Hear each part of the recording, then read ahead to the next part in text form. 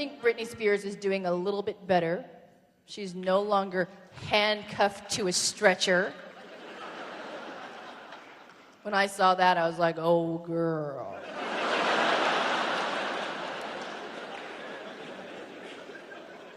I've been there. And it's these wonderful collaborations. They're comedy songs. They're joke songs. They're like jokes written in song form, but with incredible artists like Ani DeFranco and Fiona Apple and Andrew Bird and Grant Lee Phillips and Ben Lee and John Bryan and just the greatest musicians out there. Tegan and Sarah, who I love.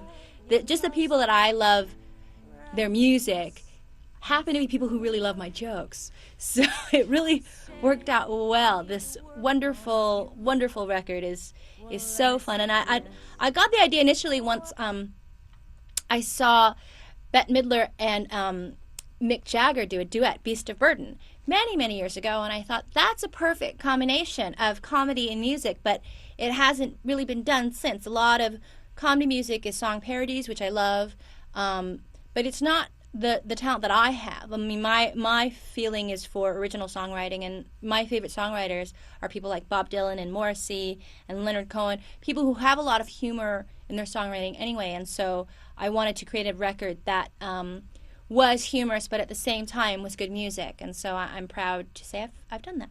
And there's another song that I wrote with Andrew Bird that's a real honest-to-God murder ballad, because I fell in love with somebody almost 17 years ago on my first television show, All American Girl, and I loved him, and he did not like me back, and it was a terrible, heartbreaking thing. I never liked a guy so much. Never liked a guy so much, and he was just not interested and with somebody else, but I was really brokenhearted. And I for 17 years still held this love in my heart for this person that was pretty callous to me.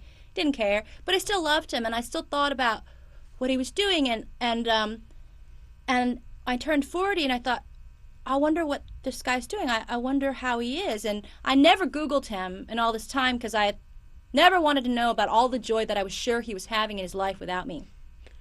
I was sure that he was married and living in a lighthouse with a bunch of kids and, like, you know, that kind of idyllic existence that was real arty and indie but also super happy and married. I just didn't want to know. But I turned 40 and I thought, you know, I should find out what he's doing. So I Googled him, and his name came up on Wikipedia, and it said his name, and it said American screenwriter, producer, worked with Margaret Cho and All American Girl, and in 2007 was convicted of murdering his wife.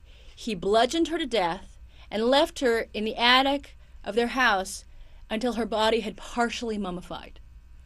So it's a good thing we didn't hook up. Anyway,